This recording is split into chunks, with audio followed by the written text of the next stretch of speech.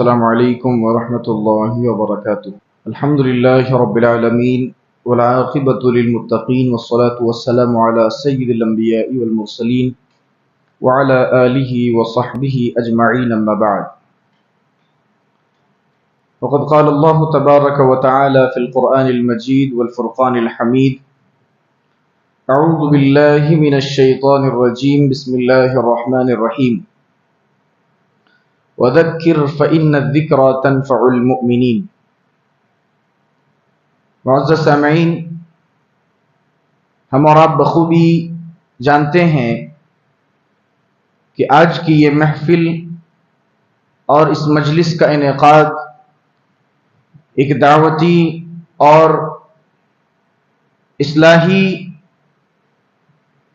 غرض سے ہوا ہے،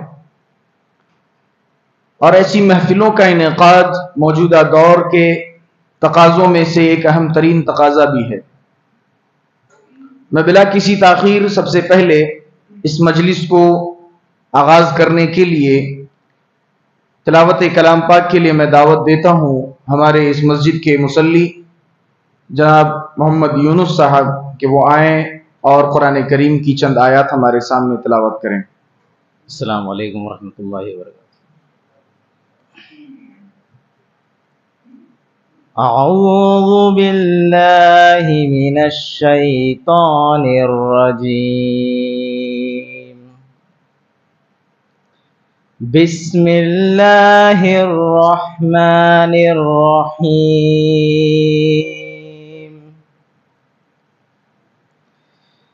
لا اقسم بیوم القیامہ ولا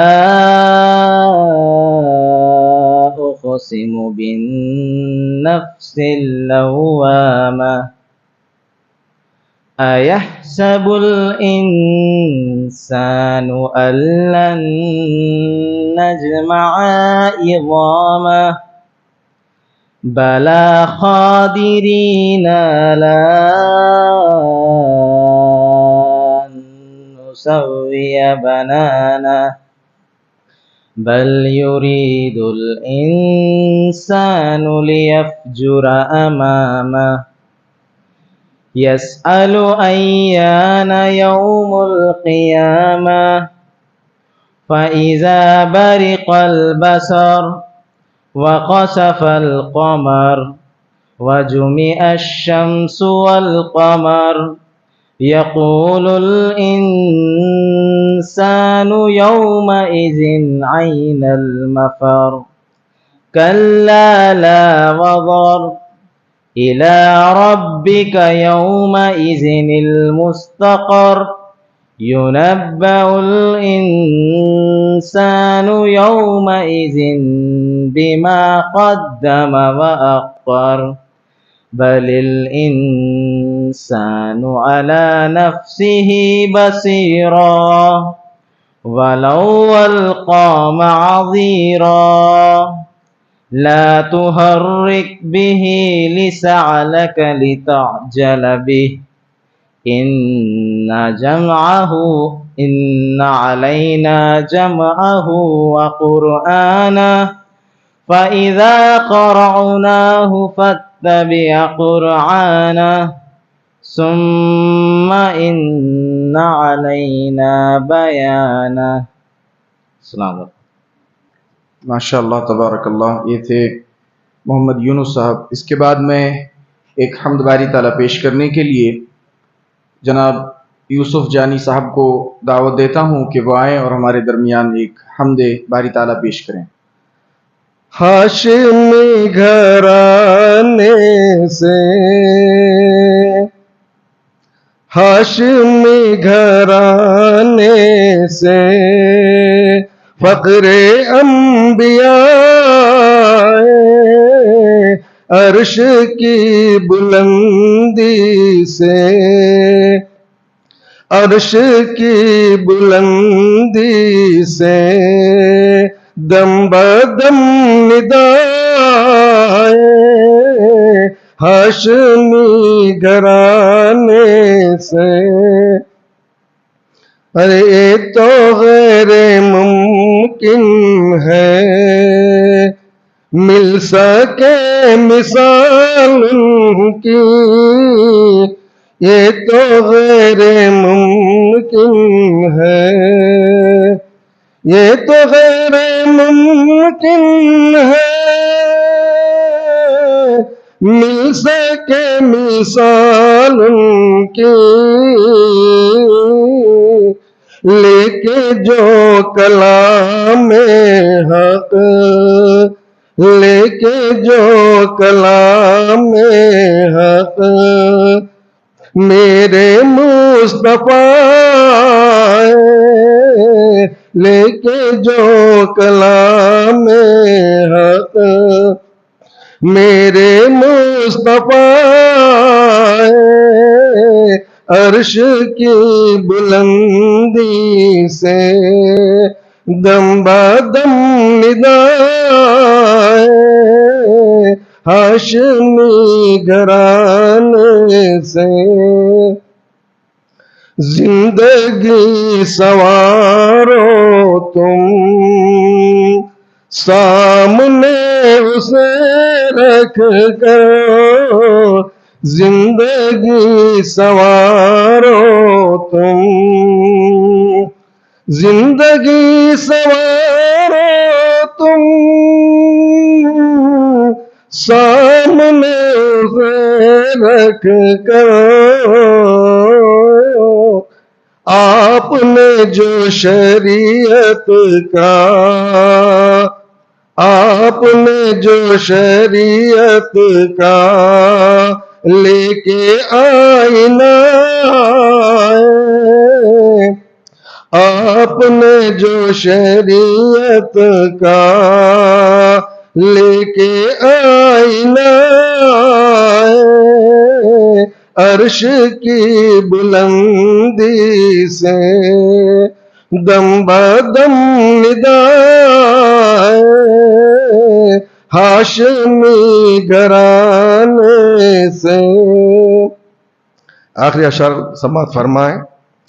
ہم سبھی پہ لازم ہے بھیجنا درود ان پر، ہم سبھی پہ لازم ہے، ہم سبھی پہ لازم ہے بھیجنا درود ان پر، جب کسی زباں پر بھی، جب کسی زباں پر بھی نام مصطفیٰ، جب کسی زباں پر بھی نام مصطفیٰ، ہاشمی گھرانے سے فخر انبیاء، عرش کی بلندی سے دم بدم ندائے، ہاشمی گھرانے سے۔ السلام علیکم ورحمۃ اللہ وبرکاتہ۔ ماشاء اللہ، جزاک اللہ خیر و احسن الجزا۔ واقعی جس طرح نعت نبی شروع کرنے سے پہلے ہمارے یوسف جانی نے کہا کہ دل جو ہے باغ باغ ہو جائے گا، مسرور ہو جائے گا، واقعی انہوں نے وہ بات سچ کر دکھائی۔ ہم ہر ایک شعر کو سنتے جا رہے تھے اور ہمارے دل جھوم رہے تھے۔ اللہ رب العالمین سے دعا ہے کہ اللہ رب العالمین موصوف کے عمر میں جو ہے مزید اضافہ فرمائے، صحت و تندرستی میں اضافہ فرمائے، آمین۔ تو یہ تھی ایک نعتیہ کلام، یعنی نعت نبی صلی اللہ علیہ وسلم۔ اس کے بعد میں حمد باری تعالیٰ پیش کرنے کے لیے اللہ رب العالمین کی تعریف و توصیف جو نظم کی شکل میں ہوا کرتی ہے، حمد باری تعالیٰ پیش کرنے کے لیے میں مسجد توحید کے صدر محترم جناب شیخ جاوید صاحب کو دعوت دیتا ہوں کہ وہ آئیں اور ہمارے سامنے حمد باری تعالیٰ پیش کریں۔ السلام علیکم ورحمۃ اللہ وبرکاتہ۔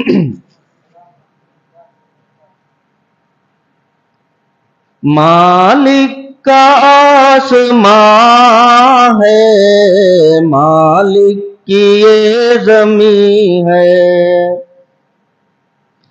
سب ملکیت ہے اس کی، انسان کا کچھ نہیں ہے، سب ہاتھ میں ہے رب کے، مختار کل وہی ہے، اس کی یہ سب عطا ہے، حکمت تیری نرالی۔ مالک کا آسمان ہے، مالک کی یہ زمین ہے، سب ملکیت ہے اس کی، انسان کا کچھ نہیں ہے۔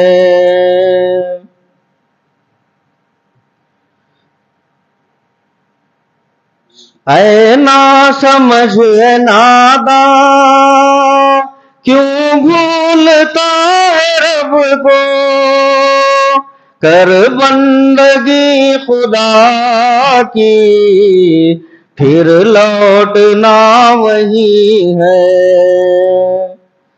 مالک کا آسمان ہے، مالک کی یہ زمین ہے، سب ملکیت ہے اس کی، انسان کا کچھ نہیں ہے۔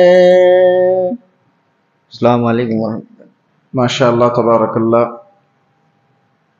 یہ تھے ہمارے مسجد توحید کے صدر محترم جو ہمارے سامنے بڑی ہی شیریں آواز میں حمد باری تعالیٰ پیش کر رہے تھے۔ اللہ رب العالمین موصوف کے عمر میں، مال و دولت میں، صحت و تندرستی میں برکت عطا فرمائے۔ اب آئیے اس پروگرام کے عنوان کی طرف چلتے ہیں۔ حامدا و مصلیا اما بعد، اعوذ باللہ من الشیطان الرجیم، بسم اللہ الرحمن الرحیم۔ قل هل ننبئكم بالاخسرین اعمالا الذين ضل سعيهم في الحياة الدنيا وهم يحسبون أنهم يحسنون صنعا أولئك الذين كفروا بآيات ربهم ولقائه فحبطت أعمالهم فلا نقيم لهم يوم القيامة وزنا۔ معزز سامعین، اللہ رب العالمین کا بے پایا شکر و احسان ہے کہ آج اس نے ہمیں اور آپ کو اس مسجد کے اندر اکٹھا کیا، قرآن و حدیث کی باتیں سننے اور سنانے کے لیے، قرآن و حدیث کی باتیں سیکھنے اور سکھانے کے لیے۔ اللہ رب العالمین سے دعا ہے کہ اللہ رب العالمین ہمارے بیٹھنے کو، ہمارے ایک ساتھ جمع ہونے کو تو ہماری مغفرت کا ذریعہ بنا دے، آمین تقبل یا رب العالمین۔ معزز سامعین، آج کے دور میں نیکیاں کرنا یہ بڑی بات نہیں ہے، بلکہ نیکیوں کی حفاظت کرنا یہ بہت مشکل ترین کام ہے۔ آدمی نیکیاں کرتا ہے، نمازیں پڑھتا ہے، روزے رکھتا ہے، حج و عمرے کرتا ہے، صدقہ و زکوٰۃ دیتا ہے، دیگر تمام عبادتیں انسان کرتا ہے، لیکن عبادتیں کرنے میں پریشانی نہیں۔ جب انسان عبادت کرتا ہے تو اس میں کوئی پریشانی کا اسے سامنا نہیں کرنا پڑتا، بلکہ اصل پریشانی کہاں پر ہے؟ ان عبادتوں کی حفاظت کرنا۔ جو محنت کر کے انسان عبادت کرتا ہے، نیکیاں کرتا ہے، ان نیکیوں کی حفاظت کرنا یہ سب سے اصل چیز ہے۔ کیونکہ اگر مان لیجئے ہم اور آپ نمازیں پڑھ رہے ہیں، روزے رکھ رہے ہیں، ساری عبادتیں کر رہے ہیں، دنیا میں ہماری زندگی 60 سال 70 سال کی رہی، اور یہاں پر ہم نے پوری زندگی کیا عبادتیں کی، اللہ رب العالمین کو راضی کرنے کی کوشش کی، اور جب ہم یہاں سے کل قیامت کے دن اللہ رب العالمین کے سامنے کھڑے ہوں گے، اور اللہ جب ہمارا نامہ اعمال کھولے گا اور ہم اپنے نامہ اعمال میں ایک بھی نیکیاں نہیں پائیں گے، ساری نیکیاں مٹا دی جائیں گی، ختم کر دی جائیں گی، تو ہمیں اور آپ کو کیسا لگے گا؟ ہم تو سوچیں گے نا کہ دنیا میں ہم اتنی محنتیں کر کے عبادتیں کرتے تھے، نیکیاں کرتے تھے، اللہ کو خوش کرتے تھے، ارے راتوں کی نیندیں قربان کر کے ہم تہجد کی نمازوں کے لیے اٹھا کرتے تھے، وہ ساری عبادتیں ہماری کہاں چلی گئی؟ اچانک اگر انسان کے نامہ اعمال سے نیکیاں ختم کر دی جائیں، مٹا دی جائیں، تو آدمی ایسا محسوس کرے گا کہ ارے میری ساری محنتوں پر پانی پھیر دیا گیا۔ ابھی خطبہ مسنونہ کے بعد میں نے آپ کے سامنے قرآن کریم کی سورہ کہف سے تین آیتوں کی تلاوت کی ہے، جس میں اللہ رب العالمین نے ہم انسانوں کو، مسلمانوں کو اسی طرف اشارہ کیا کہ بہت سارے لوگ ایسے بھی ہیں جو نیکیاں تو کرتے ہیں، عبادتیں کرتے ہیں، لیکن ان کی عبادتیں مٹا دی جاتی ہیں، ڈیلیٹ کر دی جاتی ہیں ان کے نامہ اعمال سے۔ اللہ رب العالمین نے فرمایا قُلْ هَلْ نُنَبِّئُكُمْ بِالْأَخْسَرِينَ أَعْمَالًا، اے نبی صلی اللہ علیہ وسلم کہیے کیا ہم آپ کو یہ نہ بتا دیں کہ عمل کے اعتبار سے دنیا میں سب سے خسارے میں کون ہے؟ هَلْ نُنَبِّئُكُمْ بِالْأَخْسَرِينَ أَعْمَالًا، عمل کے اعتبار سے سب سے زیادہ گھاٹے میں، نقصان میں کون ہے؟ کیا ہم آپ کو یہ نہ بتا دیں؟ آگے اللہ رب العالمین بتا رہا ہے الذین ضل سعیہم فی الحیات الدنیا وہم یحسبون انہم یحسنون صنعا، اللہ کہہ رہا ہے کہ عمل کے اعتبار سے جو سب سے زیادہ گھاٹے میں ہوں گے وہ کون لوگ ہیں؟ جو دنیا میں بڑی محنتیں کرتے ہیں، عبادتوں میں، نیکیوں کے معاملے میں بڑی محنتیں کرتے ہیں، مشقت کرتے ہیں، اور وہم یحسبون انہم یحسنون صنعا، وہ گمان بھی کرتے ہیں کہ ہماری یہ نیکیاں، ہماری یہ عبادتیں جو ہے نا بڑی اچھی ہیں۔ اللہ رب العالمین کے یہاں قابل قبول ہیں، وہ یہ گمان کرتے ہیں۔ اللہ رب العالمین کہہ رہا ہے اولئک الذین کفروا بآیات ربہم ولقائہ فحبطت اعمالہم فلا نقیم لہم یوم القیامۃ وزنا، اللہ کہہ رہا ہے کہ ایسے لوگ، یعنی دنیا کے اندر کچھ ایسے لوگ بھی ہوں گے جو ہماری آیتوں کا انکار کر دیتے ہیں اور ہم سے ملاقات کا انکار کرتے ہیں۔ اللہ رب العالمین نے کہا ہے نا کہ انسان جب زندگی پوری کر لے گا، اس کی عمر مکمل ہو جائے گی، وہ جو ہے موت کو گلے لگائے گا، موت کے نیند سو کر کے واپس اللہ کے سامنے اٹھ کر ہوگا۔ اللہ کہہ رہا ہے وَلِقَائِهِ، اور ہماری ملاقات کو انسان جھٹلا دے گا، فَحَبِطَتْ أَعْمَالُهُمْ، تو ہم ان کے تمام اعمال مٹا دیں گے، ختم کر دیں گے، فَلَا نُقِيمُ لَهُمْ يَوْمَ الْقِيَامَةِ وَزْنًا، اور کل قیامت کے دن جب ترازو لگے گا، نیکیاں اور بدیاں تولی جائیں گی، اللہ رب العالمین کہہ رہا ہے کہ ان کی نیکیوں کو وزن نہیں کیا جائے گا، یعنی ان کی نیکیاں مٹا دی جائیں گی، ختم کر دی جائیں گی۔ اچھا، اب سوال یہ پیدا ہوتا ہے کہ یہ وہ کون لوگ ہوں گے جن کی نیکیاں، جن کی عبادتیں محنتوں اور مشقتوں کے باوجود اللہ رب العالمین مٹا دے گا؟ انسان بڑی محنتوں سے، مشقتوں سے عبادتیں کرے گا، نیکیاں کرے گا، اور اللہ رب العالمین کہہ رہا ہے فَلَا نُقِيمُ لَهُمْ يَوْمَ الْقِيَامَةِ وَزْنًا، ہم ان کی نیکیوں کو وزن ہی نہیں کریں گے، وزن ہی نہیں کریں گے، ان کے نامہ اعمال میں نیکیوں کو درج ہی نہیں کریں گے۔ تو آخر وہ کون لوگ ہوں گے؟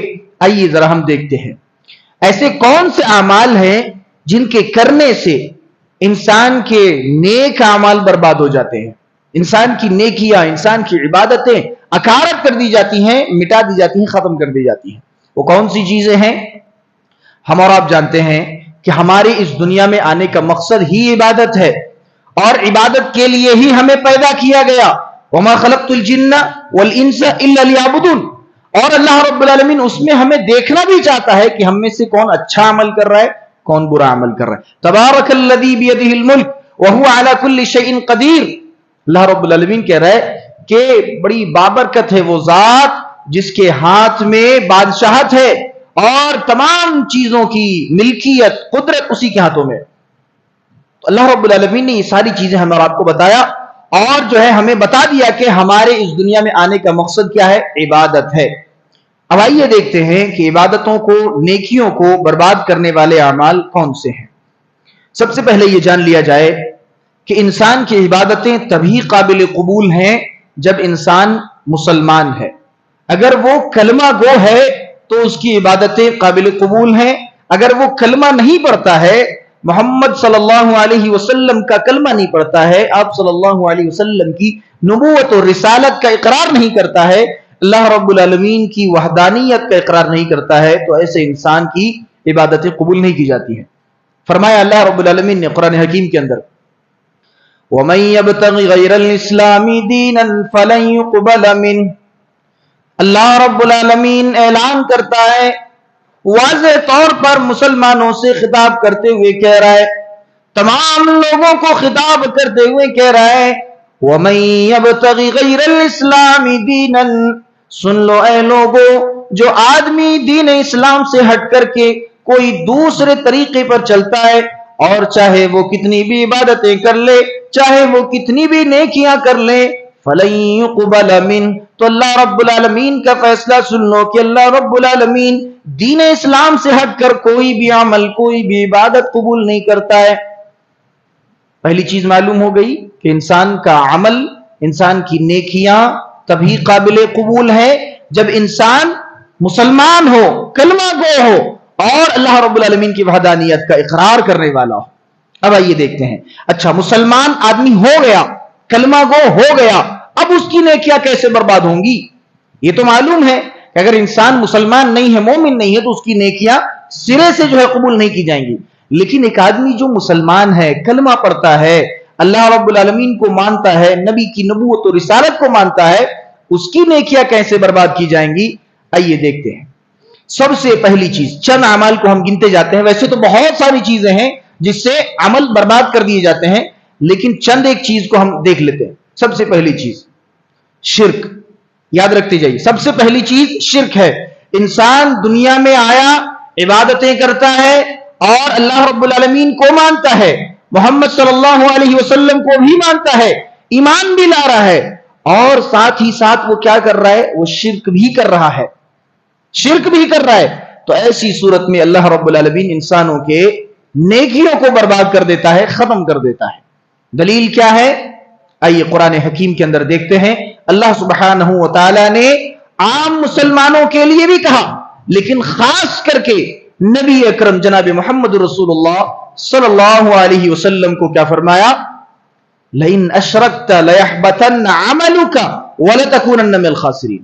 اللہ رب العالمین کہہ رہا ہے، وَلَقَدْ أُوحِيَ إِلَيْكَ وَإِلَى الَّذِينَ مِنْ قَبْلِكَ، اے نبی صلی اللہ علیہ وسلم، ہم نے آپ کی طرف بھی اس بات کی وحی کی ہے، اور آپ سے پہلے جتنے بھی نبی گزر گئے، جتنے بھی رسول گزر گئے، جتنے بھی انبیاء گزر گئے، ہم نے ان کی طرف بھی یہی وحی کی ہے۔ لَإِنْ أَشْرَكْتَ لَيَحْبَطَنَّ عَمَلُكَ وَلَتَكُونَنَّ مِنَ الْخَاسِرِينَ، کہ اے نبی صلی اللہ علیہ وسلم، اگر آپ بھی شرک کر لیں گے، آپ تو میری عبادت کرتے ہیں، آپ جو ہے میری کتابوں پر ایمان لاتے ہیں، لیکن اے نبی کان کھول کر کے سن لیجئے، اگر آپ نے بھی شرک کر لیا، میرے ساتھ ساتھ کسی اور کو بھی میرا درجہ دے دیا، یا میرے برابر کسی کو قائم کرنا چاہا، اے نبی صلی اللہ علیہ وسلم، آپ نبی ہیں، آپ رسول ہیں، اس کے باوجود بھی آپ کان کھول کر کے سن لیجئے، لَإِنْ أَشْرَكْتَ لَيَحْبَطَنَّ عَمَلُكَ وَلَتَكُونَنَّ مِنَ الْخَاسِرِينَ۔ تو اے نبی صلی اللہ علیہ وسلم، آپ کے بھی تمام اعمال برباد کر دیے جائیں گے، تمام کی تمام نیکیاں مٹا دی جائیں گی، وَلَتَكُونَنَّ مِنَ الْخَاسِرِينَ، اور اے اللہ کے رسول، آپ جو ہے خسارہ اٹھانے والوں میں سے ہو جائیں گے۔ اتنی بڑی بات کس سے؟ جو نبی اس دنیا میں آیا انسانیت کے لیے، جو نبی ہمیں اسلام تک پہنچا رہا ہے، جو نبی ہمیں اسلام کی طرف دعوت دے رہا ہے، اور جس نبی پر کلام الہی کا نزول ہوا، قرآن مجید کا نزول ہوا، اسی نبی کو اللہ رب العالمین کہہ رہا ہے کہ اے نبی، لوگوں کا چھوڑیے، اگر آپ نے بھی شرک کیا تو آپ کے لیے بھی یہ کوئی گنجائش نہیں ہے کہ آپ کے عمل ہمارے پاس محفوظ رہیں گے، آپ کی بھی نیکیاں ختم کر دی جائیں گی، مٹا دی جائیں گی۔ یہ اللہ رب العالمین نے پہلی چیز بتا دی کہ شرک کرنے سے انسان کے عمل برباد۔ آپ کو معلوم ہونا چاہیے اللہ کے رسول صلی اللہ علیہ وسلم پر تہجد کی نماز فرض تھی، ہمارے لیے فرض نہیں ہے۔ آپ صلی اللہ علیہ وسلم کی تہجد کی نماز فرض تھی، آپ تہجد کی نماز کبھی نہیں چھوڑتے تھے۔ آپ اندازہ لگائیے، اللہ رب العالمین کو کیا نبی کی عبادتوں کا علم نہیں؟ کیا نبی کے عمل کا علم نہیں؟ ساری چیزیں معلوم ہیں۔ یہ جانتا ہے اللہ رب العالمین کہ میرا نبی ہے راتوں کو اٹھ کر کے نمازیں پڑھتا ہے، یہ میرا نبی ہے دن میں 100 مرتبہ سے زیادہ استغفار طلب کرتا ہے، یہ میرا نبی ہے جو اپنی امت کے لیے روتا ہے، خیر و بھلائی کے لیے سوچتا ہے۔ ساری بھلائیاں آپ صلی اللہ علیہ وسلم کے اندر جمع ہیں، اس کے باوجود بھی اللہ رب العالمین نبی کو دھمکی دے رہے کہ اے نبی آپ نے بھی شرک کیا تو یہ آپ کی تہجد کی نمازیں، یا آپ کے خیر و برکت کے کام، یا آپ کی بھلائی کے کام، یہ آپ کے استغفار، تمام کی تمام عبادتیں ختم کر دی جائیں گی، مٹا دی جائیں گی، کچھ بھی کام نہیں آئے گا۔ اچھا یہ ایک چیز ہو گئی۔ اب آگے دیکھیے اللہ رب العالمین نے 7ویں پارے کے اندر سورہ انعام کے اندر اپنے 18 نبیوں کا ذکر کیا۔ حضرت ابراہیم علیہ الصلوۃ والسلام، حضرت اسحاق علیہ الصلوۃ والسلام، حضرت لوط علیہ الصلوۃ والسلام، اور حضرت یونس، یوسف اور بڑے بڑے جو ہے انبیاء اکرام علیہ الصلوۃ والسلام کا جو ہے تذکرہ کیا، اپنے رسولوں کا، نبیوں کا نام لیا، ان کی صفات بھی بیان کر دی کہ میرے یہ نبی ایسے تھے، ایسے تھے، ایسے تھے، ایسے تھے، ان کی اچھائیاں بیان کر دی۔ اس کے بعد اللہ رب العالمین نے کیا کہا؟ وَلَوْ أَشْرَكُوا لَحَبِطَ عَنْهُمْ مَا كَانُوا يَعْمَلُونَ۔ اے لوگو، اے انسانوں سنو، اگر میرے یہ 18 نبی، یہ ابراہیم، یہ اسحاق، یہ اسماعیل، یہ لوط، یہ یونس، یہ یوسف، یہ سارے نبی بھی اگر شرک کر لیتے، وَلَوْ أَشْرَكُوا لَحَبِطَ عَنْهُمْ مَا كَانُوا يَعْمَلُونَ، تو ان کی نیکیاں بھی برباد کر دی جاتی، ان کی نیکیاں بھی برباد کر دی جاتی۔ تو اللہ رب العالمین نے عام انسانوں کو بھی کہا، خاص کر کے نبیوں کو بھی کہا کہ یہ سارے نبی بھی اگر شرک کرتے، حالانکہ نبیوں کا مقام عام انسانوں سے بہت بلند ہے، اس کے باوجود اللہ رب العالمین کہہ رہا ہے ان کی نیکیاں بھی مٹا دی جاتی، ختم کر دی جاتی اگر وہ بھی شرک کر لیتے۔ سب سے پہلی چیز یہ ہے کہ انسان اگر عمل کرتا ہے، نیکیاں کرتا ہے، عبادتیں کرتا ہے، تو اسے اپنے آپ کو شرک سے بچانا ہوگا، ورنہ اگر شرک بھی کر رہا ہے اور عبادتیں بھی کر رہا ہے تو عبادتوں کا پھر کوئی معنی نہیں۔ اللہ رب العالمین کے یہاں ایسی عبادتوں کی کوئی اہمیت اور کوئی قدر نہیں ہے۔ حضرت عائشہ رضی اللہ تعالی عنہ ایک دفعہ اللہ کے رسول صلی اللہ علیہ وسلم سے پوچھتی ہیں، واقعہ بڑا مشہور ہے، مکہ کے اندر ایک آدمی تھا عبداللہ ابن جدعان، بڑا سخی، بڑا مالدار، اور لوگوں کے ساتھ بڑا اچھائیاں کیا کرتا تھا، اور حجاجوں کو حج کے موقع پر حجاج کو بڑے بڑے برتنوں میں کھانے پکا کر کے کھلایا کرتا تھا۔ کوئی بھی مسافر آتا جاتا مدینے سے، عرب میں کہیں بھی، اس کے گھروں میں مفسرین بتاتے ہیں، لکھتے ہیں کہ اتنے بڑے بڑے برتنوں میں کھانے پکتے تھے کہ برتنوں میں سیڑھیاں لگ کر کے جو ہے باورچی جا کر کے کھانا نکالتے تھے۔ اب اندازہ لگائیے کتنے بڑے بڑے برتن ہوا کرتے تھے۔ حضرت عائشہ رضی اللہ تعالی عنہ اللہ کے رسول صلی اللہ علیہ وسلم سے ایک بار پوچھتی ہیں، اللہ کے رسول، وہ جو مکہ کے اندر عبداللہ ابن جدعان تھا، وہ بڑا نیک تھا، بڑا سخی تھا، لوگوں کی بڑی مدد کیا کرتا تھا، اللہ کے رسول کیا اس کی نیکیاں اس کے کام آئیں گی؟ حل ذات نافع ہو، کیا اس کی نیکیاں اس کے کام آئیں گی؟ اللہ کے رسول صلی اللہ علیہ وسلم کہتے ہیں کہ نہیں اے عائشہ، اس کی کوئی بھی عبادت اللہ رب العالمین کو قبول نہیں، اس کی کوئی بھی نیکی اللہ رب العالمین کے یہاں قابل قبول نہیں ہے۔ کیوں؟ کیونکہ وہ اللہ کے ساتھ ساتھ کسی اور کو بھی مانتا تھا، وہ اللہ کے ساتھ ساتھ کسی اور کو بھی معبود مانتا تھا، اور اللہ کے ساتھ ساتھ کسی اور کی بھی عبادتیں کرتا تھا، تعریفیں کرتا تھا، دوسروں کے سامنے سجدے بھی کیا کرتا تھا، نذر و نیاز کرتا تھا، قربانی کرتا تھا دوسروں کے نام پر، لہٰذا اس کی کوئی بھی عبادت اللہ کے یہاں قبول نہیں ہوگی۔ تو معلوم یہ ہوا کہ شرک اگر انسان کے پاس ہے اور اس کے پاس چاہے پہاڑ کے برابر بھی اگر نیکیاں ہیں، اللہ رب العالمین قبول نہیں کرے گا۔ تو یہ سب سے پہلی چیز۔ دوسری چیز ریاکاری، یاد رکھتے جائیے، پہلی چیز شرک، دوسری چیز ریاکاری۔ جیسا کہ ہم نے شروع میں بتایا کہ نیکیاں کرنا یہ بڑی بات نہیں ہے، نیکیوں کی حفاظت کرنا یہ اصل ہے۔ انسان تو نیکیاں کر رہا ہے نا، 5 وقت نمازیں پڑھ رہا ہے، جو ہے رمضان کی روزے رکھ رہا ہے، اور اسی طریقے سے صدقات و خیرات بھی کر رہا ہے، ساری چیزیں کر رہا ہے، لیکن کسے معلوم کہ اس کی نیکیاں قبول ہو رہی ہیں یا برباد کر دی جا رہی ہیں؟ تو یہ ساری چیزیں یاد رکھیں۔ سب سے پہلی چیز شرک، اور دوسری چیز کیا ہے؟ ریاکاری۔ ریاکاری ایک ایسا عمل ہے، انسان اگر عبادت کر رہا ہے اور اس میں دکھاوا آ جائے، ریاکاری شامل ہو جائے، تو انسان کا عمل وہیں پر ختم ہو جاتا ہے، کیونکہ عمل کا دار و مدار کہاں پر ہے؟ اللہ کے رسول صلی اللہ علیہ وسلم نے فرمایا انما الاعمال بالنیات، کہ عمل کا دار و مدار نیتوں پر ہے۔ اگر نیت درست ہے انسان کا عمل قابل قبول ہے، نیت اگر درست نہیں ہے، نیت میں گڑبڑی ہے، ختم، اس کا عمل ہی برباد ہو جائے گا۔ حضرت ابو ہریرہ رضی اللہ تعالی عنہ حدیث کے راوی ہیں، اور جب وہ اس حدیث کو بیان کرتے ہیں 3 دفعہ بے ہوش ہو جاتے ہیں۔ ایسی حدیث 3 دفعہ حضرت ابو ہریرہ رضی اللہ تعالی عنہ اس حدیث کو بیان کرتے کرتے بے ہوش ہو جاتے ہیں، بیان نہیں کر پاتے، اتنی خطرناک یہ حدیث ہے. اس حدیث میں کیا بیان کیا گیا سنیے. اللہ کے رسول صلی اللہ علیہ وسلم فرماتے ہیں ان اول الناس یقضى یوم القیامہ، قیامت کے دن اللہ رب العالمین سب سے پہلے 3 لوگوں کو لے کر آئے گا.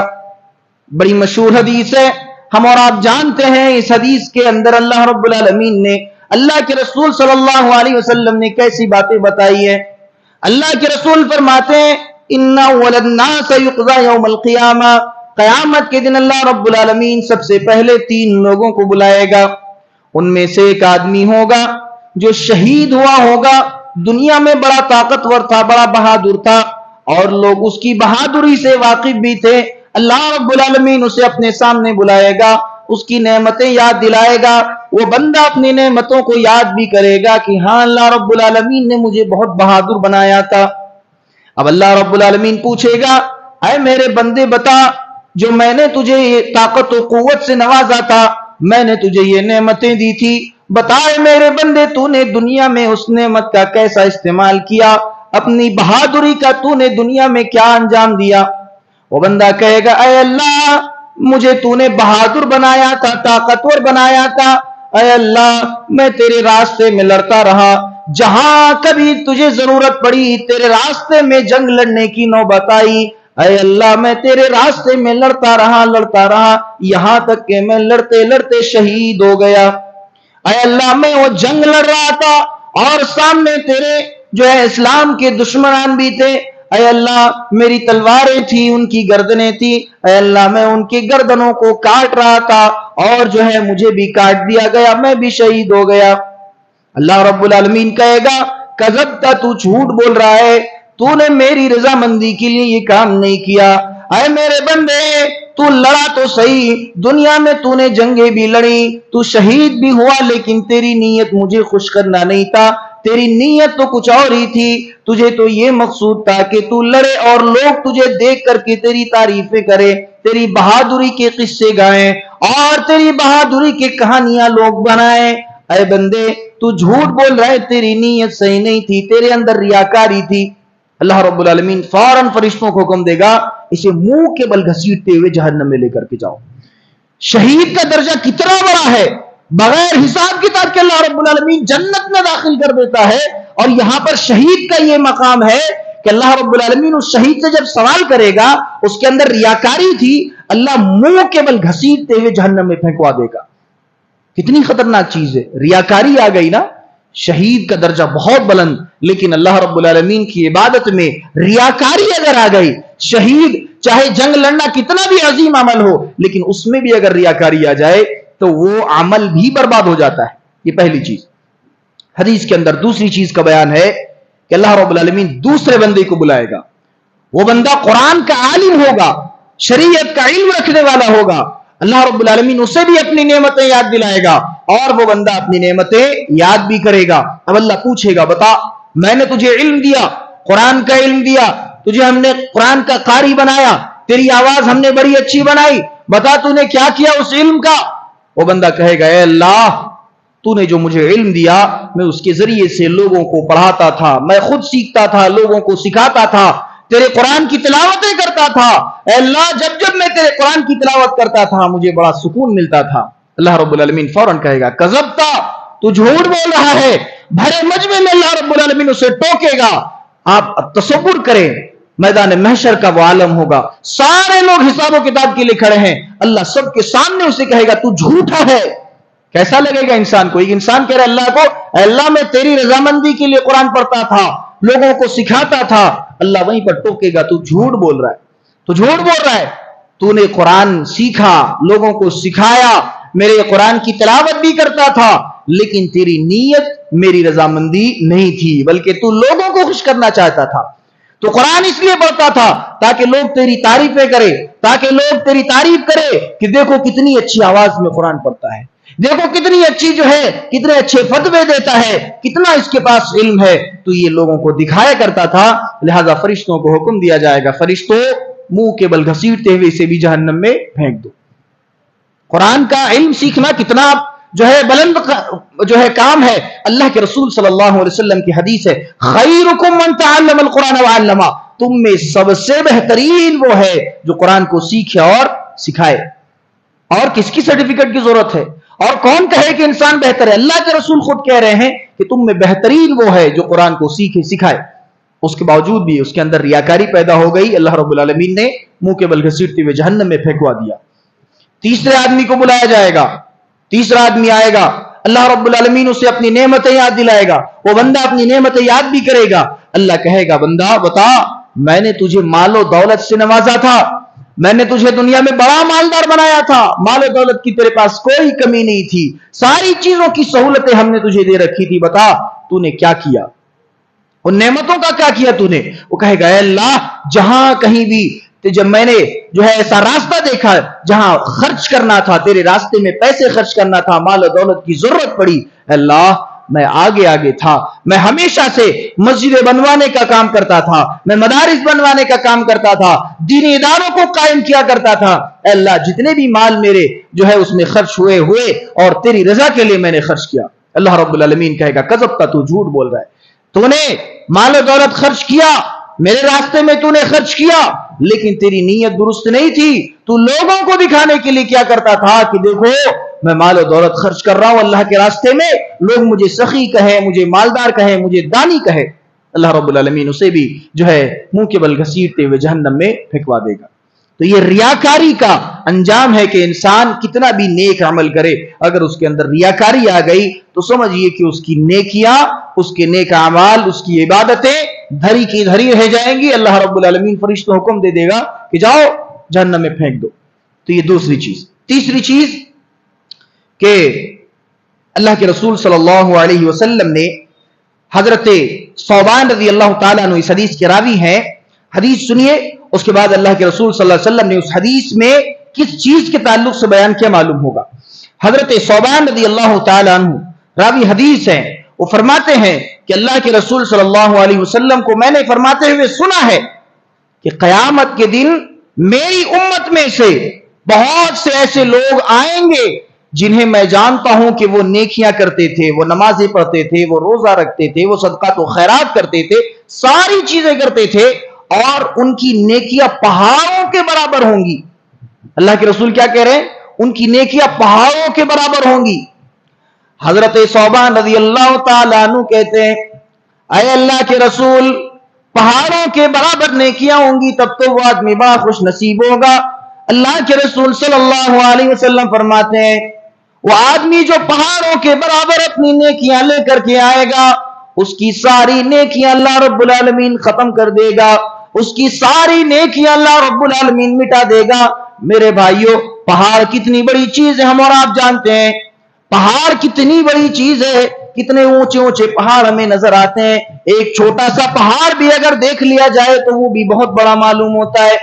اللہ کے رسول کہتے ہیں پہاڑوں کے برابر وہ نیکیاں لے کر کے آئے گا، میری ہی امت کا آدمی ہوگا، اور بہت سارے ایسے لوگ بھی ہوں گے۔ اللہ کے رسول فرماتے ہیں اللہ رب العالمین اس کی تمام نیکیاں برباد کر دے گا، مٹا دے گا۔ وہ آدمی کون ہوگا؟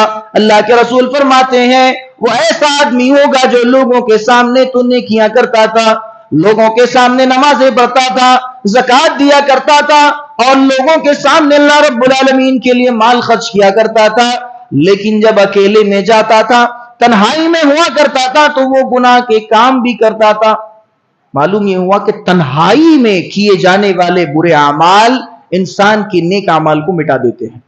تنہائی میں کیے جانے والے اعمال، مسند احمد کی حدیث ہے، اللہ کے رسول صلی اللہ علیہ وسلم نے اس حدیث میں کیا بتایا کہ پہاڑوں کے برابر بھی اگر کسی کا عمل ہے اور اس کے اندر صرف ایک چیز آ گئی کہ وہ لوگوں کے سامنے تو بڑا اچھا بنا پھرتا ہے اور اس کی نیت بھی درست ہے، وہ جو نیکیاں کرتا ہے لوگوں کے سامنے بھرے مجمع میں، اس کی نیت بھی درست ہے، ساری چیزیں اچھی ہیں، لیکن وہ تنہائی میں جا کر کے، اکیلے میں جا کر کے گناہ کے کام کرتا ہے، وہ اکیلے میں جا کر کے نہ جانے ایسے ایسے کام کرتا ہے جس سے اللہ رب العالمین ناراض ہو جائے، اللہ رب العالمین غصہ ہو جائے۔ تو ایسی چیزیں کیا ہے؟ اللہ رب العالمین ایسے انسان کے عمل کو مٹا دے گا، ختم کر دے گا۔ تو تنہائی میں کیے جانے والے برے اعمال سے ہمیں اور آپ کو بچنا ہوگا، یہ تیسری چیز۔ چوتھی چیز، زبان کا برا استعمال۔ آدمی کے پاس زبان ہے، اس سے آدمی بہت سارے کام بھی کرتا ہے، ساری چیزیں آپ دیکھیں گے تو زبان سے ہے. انسان کے پاس اگر بات کرنے کا طریقہ ہے دنیا کے تمام مسائل کا حل ہے.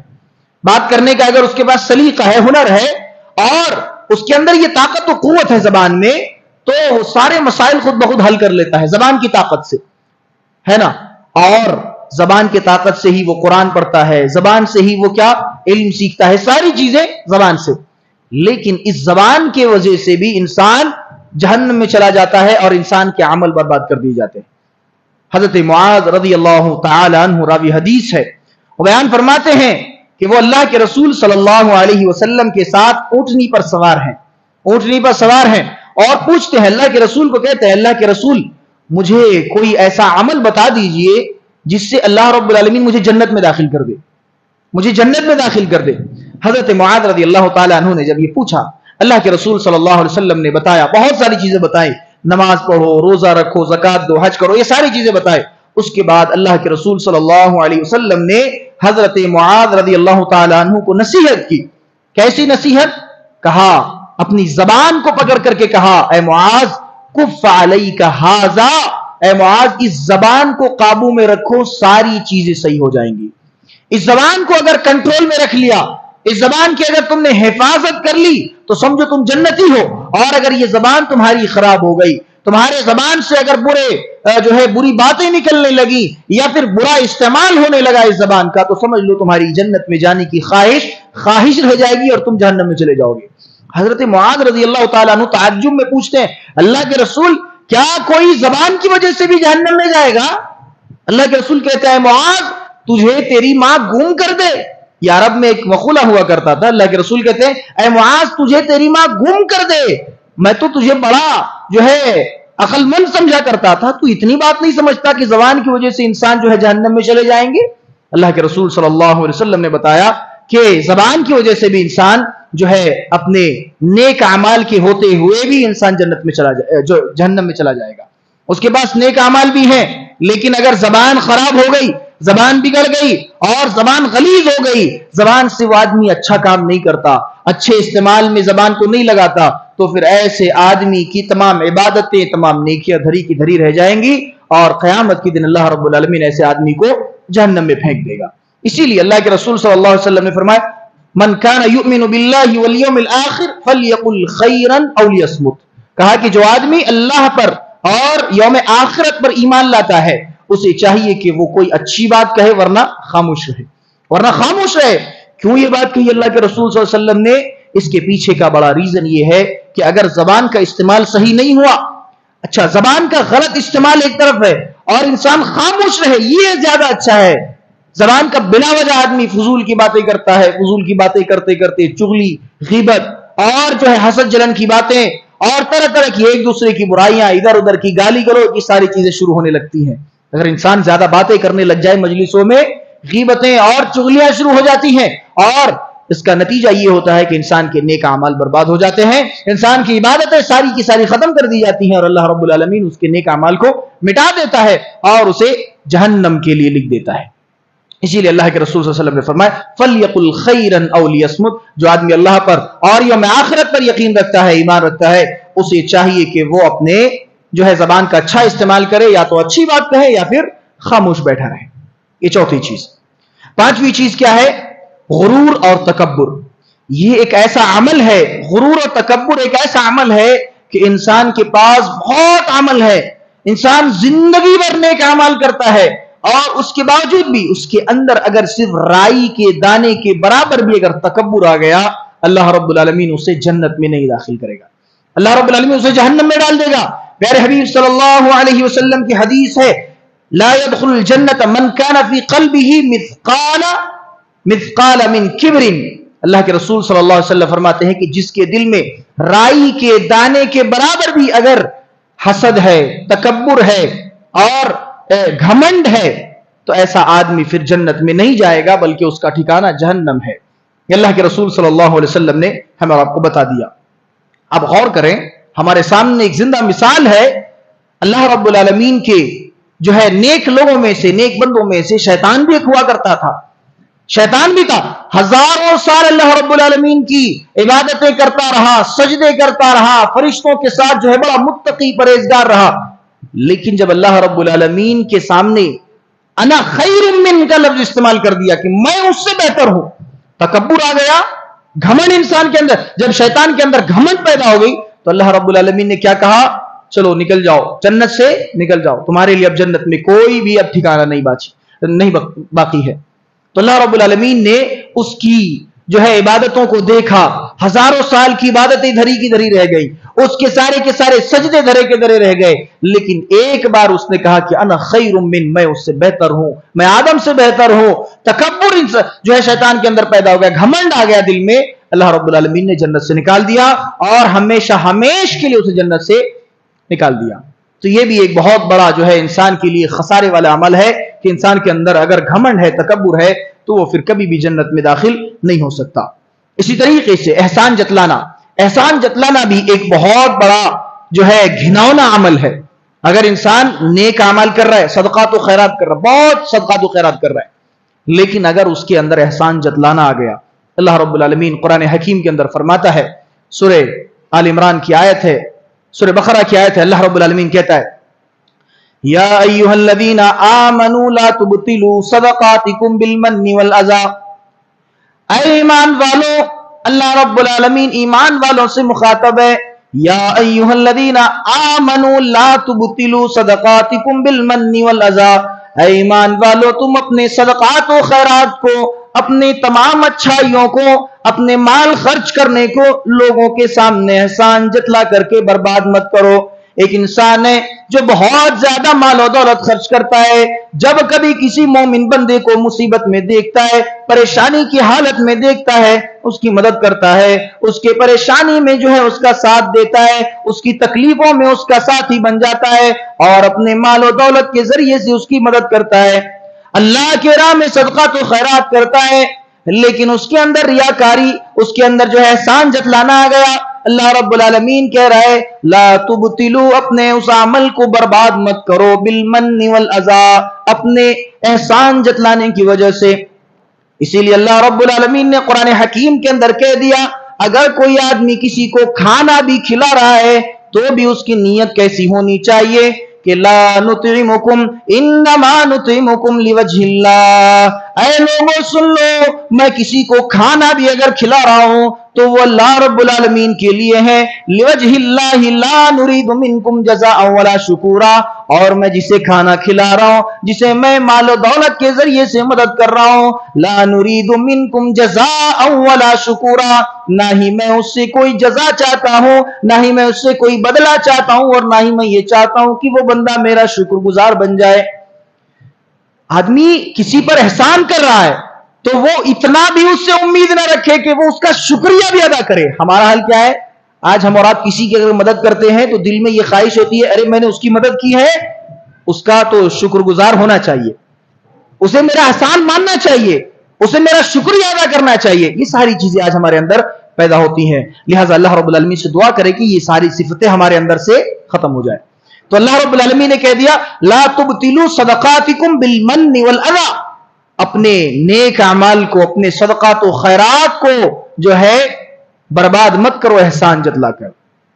تو یہ ایک چیز ہے کہ انسان کے اندر اگر یہ چیز احسان جتلانے کی اگر بری بیماری آ گئی تو پھر اس کے نیک اعمال ختم کر دیے جاتے ہیں، مٹا دیے جاتے ہیں۔ اسی طریقے سے ایک اور عمل دیکھ لیتے ہیں، حسد۔ یہ حسد بہت بری چیز ہے۔ حسد ایک ہے تکبر، وہ ایک الگ چیز ہے، اور ایک حسد ہے جو تکبر سے بھی جا کے آگے بڑھ جاتا ہے۔ انسان کے اندر تکبر جب پیدا ہو جاتا ہے تو تکبر دھیرے دھیرے حسد کی شکل اختیار کر لیتی ہے۔ پہلے تو آدمی کسی سے جلتا ہے، تکبر کرتا ہے کہ ارے میں اس سے بڑا ہوں، بعد میں اس کی نعمتوں سے انسان جلنے لگتا ہے۔ کسی کو اگر ترقی میں دیکھتا ہے، کسی کو عروج میں دیکھتا ہے، کسی کو کامیاب ہوتا ہوا دیکھتا ہے، انسان جو ہے حسد کرنے لگتا ہے۔ تو یہ حسد کی بیماری ایسی ہے، اللہ کے رسول صلی اللہ علیہ وسلم فرماتے ہیں ایاکم والحسد فإن الحسد یأکل الحسنات کما تأکل النار الحطب۔ اللہ کے رسول فرماتے ہیں اے لوگو حسد سے بچو، یہ حسد ایک ایسی بیماری ہے کہ حسد انسان کے نیک اعمال کو اسی طرح کھا لیتا ہے۔ حسد کیا کرتا ہے؟ نیک اعمال کو کھا لیتا ہے، اسی طرح جس طرح آگ لکڑی کو کھا لیتی ہے۔ آگ جو ہے، آگ کے اندر اگر لکڑی ڈالیں گے وہ کیسا؟ آگ کے وہ پورا کا پورا جل جائے گا، بھون جائے گا اور راکھ میں تبدیل ہو جاتا ہے. وہ لکڑی اگر ڈال رہے راکھ میں تبدیل ہو جائے گا. اسی طریقے سے اگر انسان کے پاس نیکیوں کا انبار ہے, نیکیوں کا ذخیرہ ہے, اور اس کے دل میں حسد کی بیماری پیدا ہو گئی, اللہ کے رسول فرماتے ہیں جس طرح آگ نے اس لکڑی کو کھا لیا, اسی طریقے سے انسان کے نیکیوں کے انبار کو, نیکیوں کے تمام ذخیروں کو وہ حسد کھا جائے گی, اور اس حسد کی وجہ سے انسان کی تمام نیکیاں برباد ہو جائیں گی, ختم کر دی جائیں گی. یہ 7ویں چیز. اور ایک آخری چیز دیکھ لیتے ہیں, حقوق العباد میں کمی. یہ بھی ایک بہت بڑی بیماری ہے اور بہت ہی برا عمل ہے جس سے انسان کی نیکیاں ختم کر دی جاتی ہیں. اور کب؟ دنیا میں نہیں, آخرت میں اللہ رب العالمین انسان کی نیکیوں کو ختم کرے گا. اللہ کے رسول صلی اللہ علیہ وسلم, حقوق العباد کا مطلب کیا ہوتا ہے کہ انسان جو ہے بندوں کے آپسی حقوق, ایک بندوں کا دوسرے بندوں پر جو حق ہوتے ہیں, اگر اس حقوق میں انسان کوتاہی کرتا ہے اور کسی پر ناحق ظلم کر دیا, کسی کی زمین ہڑپ لی, کسی کو مار دیا, کسی کو پیٹ دیا, کسی کو گالی دے دیا اور اس سے معافی نہیں مانگی, چاہے انسان اب اللہ رب العالمین سے زندگی بھر گڑ گڑا کر معافی مانگتا رہے, اللہ رب العالمین معاف نہیں کرے گا. کیوں؟ کیونکہ حقوق العباد کا معاملہ اللہ رب العالمین نے بندوں کے سپرد کر دیا. اگر مثال کے طور پر کسی نے ایک آدمی کو مارا ہے تو وہ مار کر کے وہ اللہ رب العالمین سے معافی مانگے گا تو اللہ معاف نہیں کرنے والا جب تک کہ آدمی اس بندے سے نہ معافی مانگ لے جس کو اس نے تکلیف پہنچائی ہے. کسی کی زمین اگر انسان ہڑپتا ہے اور بعد میں اللہ سے معافی مانگ رہا ہے, اللہ میں نے اس کی زمین ہڑپ لی, اب کیا کروں, میں نہیں ہو سکتا, مجھ سے واپس نہیں کر سکتا, میری عزت چلی جائے گی, میں بدنام ہو جاؤں گا, لوگوں کے درمیان میری عزت ختم ہو جائے گی, اور اللہ سے معافیاں مانگتا رہے گا. اللہ کہہ رہا ہے ہم نہیں معاف کریں گے. اللہ معاف نہیں کرے گا. معاف کون کرے گا؟ وہ بندہ جس سے آپ نے زمین کو ہڑپا ہے, اس سے جا کر کے معافی مانگنی پڑے گی. حدیث دیکھتے, اللہ کے رسول صلی اللہ علیہ وسلم نے صحابہ کے مجلس میں سوال کیا, اتدرون من المفلس, اے صحابہ, اے لوگوں بتاؤ مفلس کون ہے؟ مفلس کا مطلب کنگال, غریب, مسکین, جس کے پاس کچھ بھی نہیں ہے. کہا کہ اتدرون من المفلس, اے ساتھیوں بتاؤ مفلس کون ہے؟ سب سے زیادہ قلاش, غریب, فقیر, مسکین کون ہے؟ صحابہ نے کہا, جو اصل جواب ہے وہ کہا, اللہ کے رسول جو ہے المفلس فینا من لا درہم لہ ولا متاع, اللہ کے رسول ہمارے درمیان تو وہی مفلس ہے جس کے پاس نہ روپے پیسے ہیں اور نہ ہی دنیاوی مال و متاع ہے. اسی کو مفلس کہتے ہیں اللہ کے رسول, جس کے پاس جو ہے کھانے پینے کی چیزیں نہ ہو, جس کے پاس پیسے نہ ہو, مال و دولت نہیں ہے, کپڑے نہیں ہیں, وہی مفلس ہے. اللہ کے رسول صلی اللہ علیہ وسلم نے فرمایا نہیں, اصل مفلس وہ نہیں ہے, بلکہ مفلس کون ہے؟ جو آدمی نماز بھی پڑھتا ہے, روزہ بھی رکھتا ہے, زکوٰۃ بھی دیتا ہے, حج بھی کرتا ہے, عمرے بھی کرتا ہے, یہ ساری چیزیں کرنے کے بعد جب وہ اللہ رب العالمین کے سامنے کھڑا ہوگا تو اس نے جو ہے جو گناہ کیے ہوں گے اللہ رب العالمین ان گناہوں کو یاد دلا دے گا. کیسے گناہ؟ اللہ کے رسول نے گن گن کر بتایا کہ وہ آدمی دنیا میں کسی کا حق مارا ہوگا, اس آدمی نے کسی کو دنیا میں گالی دی ہوگی, کسی کو اس نے مارا ہوگا, کسی کی جان لی ہوگی, کسی کی زمین کو ناحق غصب کیا ہوگا. ایسا آدمی سب سے بڑا مفلس اور سب سے بڑا کنگال ہے کہ قیامت کے دن اللہ رب العالمین جو ہے اس کی نیکیوں کو دیکھے گا, بہت نیکیاں ہوں گی اس کے پاس, اب وہ جنت میں جانے والا بھی ہوگا. اتنے میں ایک آدمی آئے گا, اللہ سے کہے اللہ یہ بندہ جنت میں جا رہا ہے. کہا کیا ہوا؟ جنت میں ہے, اس کی نیکیاں ہے, جا رہا ہے جنت میں. کہا نہیں اللہ اس نے مجھے دنیا میں مارا تھا. اللہ جو ہے اس کی نیکیاں لے گا, اس بندے کو دے دے گا. دوسرا آدمی آئے گا, اے اللہ اس نے میری زمین کو ہڑپ لیا تھا, ناحق میری زمین غصب کر لی تھی. اللہ جو ہے اس کی نیکیوں کو اٹھا کر اس بندے کو دے دے گا. ایک اور آدمی آئے گا, اے اللہ دنیا میں اس نے مجھے گالی دی تھی, اللہ اسے بھی نیکیاں دے دے گا. اب اس کی نیکیاں ختم ہو گئی. ایک اور بندہ آئے گا, اے اللہ اس نے جو ہے مجھے قتل کر دیا تھا, اے اللہ میں مرا ہی ایسا تھا کہ اس نے مجھے قتل کیا تھا. اب اس کی نیکیاں تو نہیں ہے, ختم ہو گئی نیکیاں پہلے ہی بانٹ بانٹ کے. اب وہ کنگال ہو گیا, مفلس ہو گیا. اب اللہ رب العالمین کیا کرے گا؟ اس بندے کے گناہوں کو اٹھا کر کے اس بندے پر ڈال دے گا. جس بندے کو اس نے قتل کیا تھا اس کے گناہوں کو ڈال دے گا اس کے سر پر, حالانکہ وہ جنت میں جانے والا تھا, جنت میں جانے والا تھا. اللہ رب العالمین اس کا راستہ روک دے گا, اس کی نیکیاں جو ہے بندوں میں تقسیم کر دے گا. کیوں؟ کیونکہ اس نے حقوق العباد میں کمی کی تھی. حقوق العباد میں کمی کی تھی. اس نے کسی کو مارا تھا, اس نے کسی کے زمین کو ناحق غصب کر لیا تھا, اس نے کسی کو گالی دی تھی, اس نے کسی کی زمین کو ہڑپ لیا تھا اور کسی کو ناحق قتل کر دیا تھا. ایسی صورت میں اللہ رب العالمین کیا کرے گا؟ انسان کی نیکیوں کو دوسروں کو بانٹ دے گا, اور جب اس کی نیکیاں ختم ہو جائیں گی تو دوسروں کے گناہوں کو اس کے ذمہ ڈال دے گا. تو جو جنت میں جانے والا تھا اس کی نیکیاں تو ختم ہو ہی گئیں, اب اس کے اوپر گناہوں کا ایسا بوجھ آ گیا کہ اپنے گناہوں کی بوجھ کی وجہ سے وہ جہنم میں چلا جائے گا, جنت تو دور کی بات.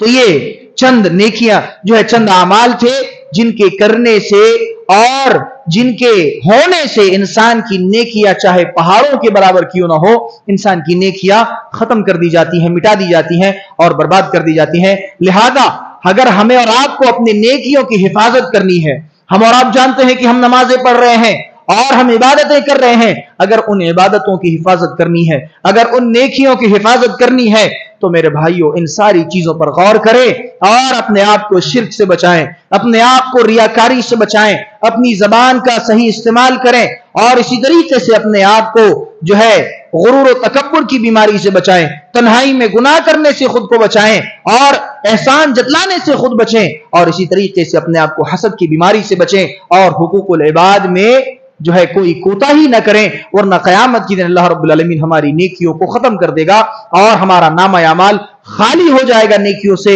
اور صرف ہمارے نامہ اعمال میں گناہ ہی گناہ نظر آئیں گے.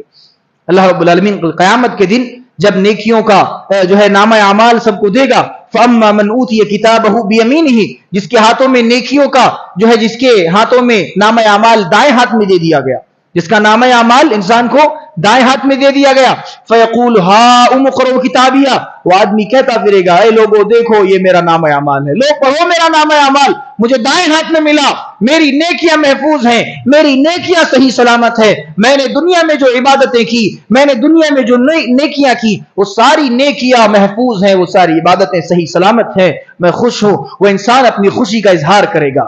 لیکن وہیں پر جس آدمی کو اس کا نامہ اعمال بائیں ہاتھ میں دے دیا گیا, وَأَمَّا مَنْ أُوتِيَ كِتَابَهُ بِشِمَالِهِ فَيَقُولُ يَا لَيْتَنِي لَمْ أُوتَ كِتَابِيَهْ, وہ آدمی کہے گا کاش مجھے میرا نامہ اعمال نہ دیا جاتا, میرا نامہ اعمال نہ دیا جاتا, میرے لیے دنیا کی موت ہی کافی ہوتی, وہی موت آخری ہوتی, مجھے دوبارہ زندہ نہ کیا جاتا, مجھے دوبارہ نہ زندہ کیا جاتا, میرا نامہ اعمال مجھے نہ دیا جاتا, اور وہ طرح طرح کی جو ہے باتیں کہے گا.